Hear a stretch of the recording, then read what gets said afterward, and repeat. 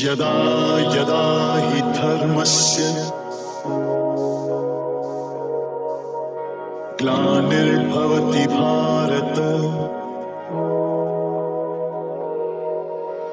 कौरवों के पिता सुनो समाधान न देता युद्ध कभी, काव्य कला न रचो नाश की, ना ही बनो हाँ युद्ध कवि। युद्ध कभी न देगा चैन, तोहफा देगा हानि का। संधि लाया शांति की तो टाल ये डालो युद्ध अभी। बाण सवालों के भेदेंगे साधो ना यूं मौन को, न बाण छुएंगे अंगराज न गंगा सूत न द्रोण को, न दुर्योधन न शकुनी को, न यहाँ खड़े सब लोगों को। पाप घटा जब सभा में है तो ऐसे ना तुम मौन धरो, विलाप करोगे शवों पे जब चढ़ेगी दिल की पीड़ चरम। खो डालोगे वंश समूचा मित्रों की भी भीड़ परम। किस किस को ही मौन करोगे दुनिया जब ये पूछेगी, कुल वधु का भरी सभा में क्यों ही हुआ था चीरहरण।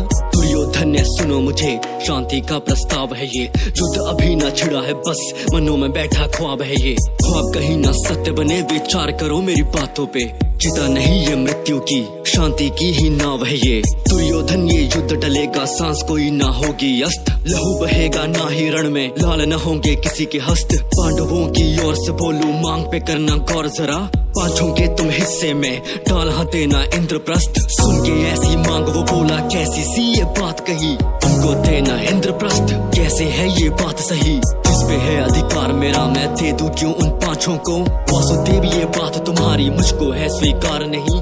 इंद्रप्रस्थ की बात चलो निकाल के फेंको दिल से ये, मांग नहीं करता हूँ आगे दुर्योधन ने फिर से मैं।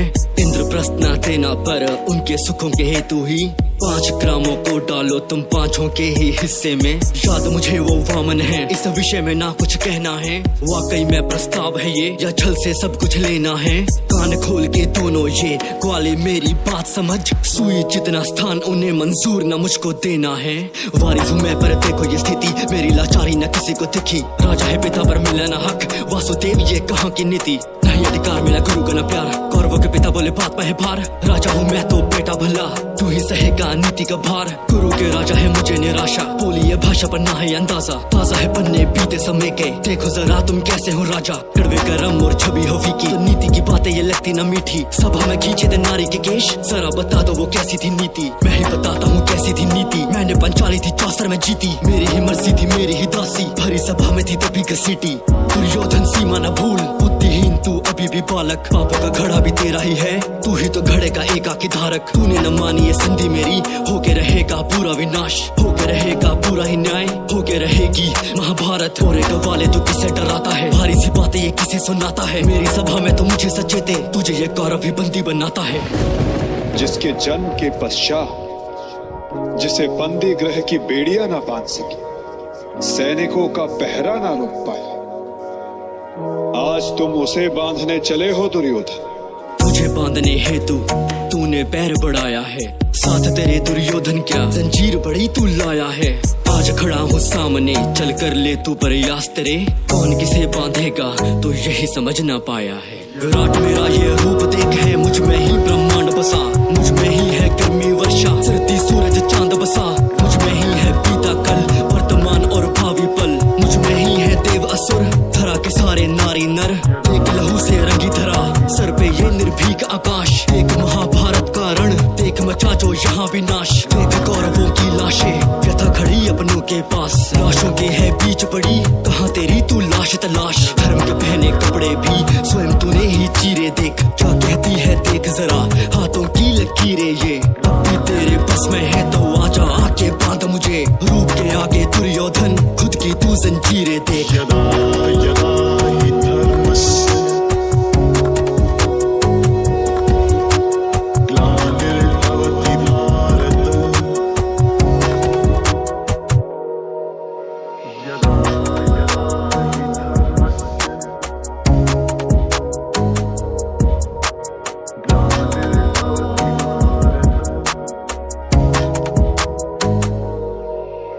यदा यदा हि धर्मस्य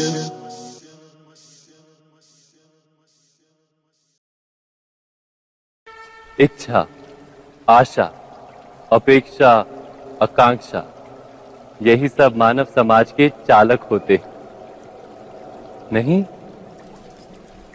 यदि कोई आपसे पूछे कि आप कौन, तो आपका उत्तर क्या होगा? विचार कीजिए।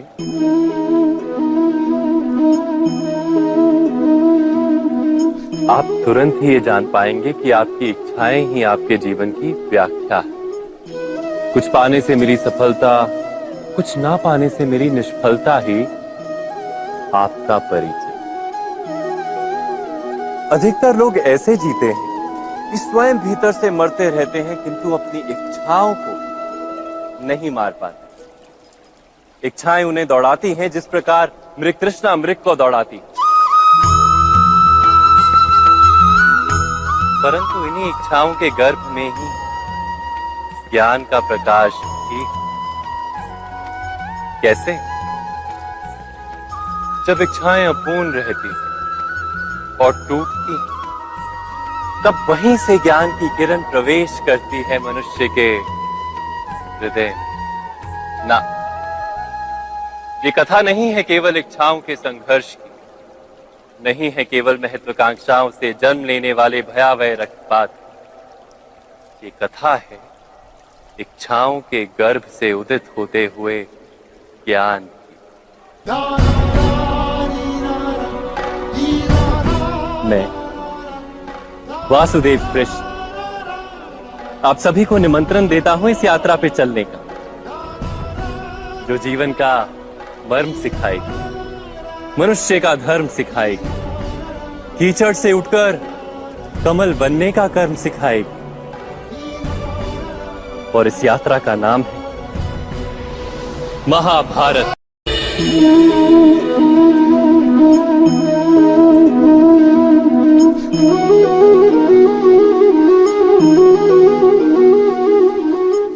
संतानों के भविष्य को सुख से भरने का प्रयत्न करना, यही हर माता पिता का प्रथम कर्तव्य होता है, जिन्हें आप इस संसार में लाएं और जिनके कर्मों से ये जगत आपका भी परिचय पाएगा भविष्य में। उनके भविष्य के सुख की योजना करने से अधिक महत्व और हो भी क्या सकता है। किंतु सुख और सुरक्षा, क्या ये मनुष्य के कर्मों से प्राप्त नहीं होते?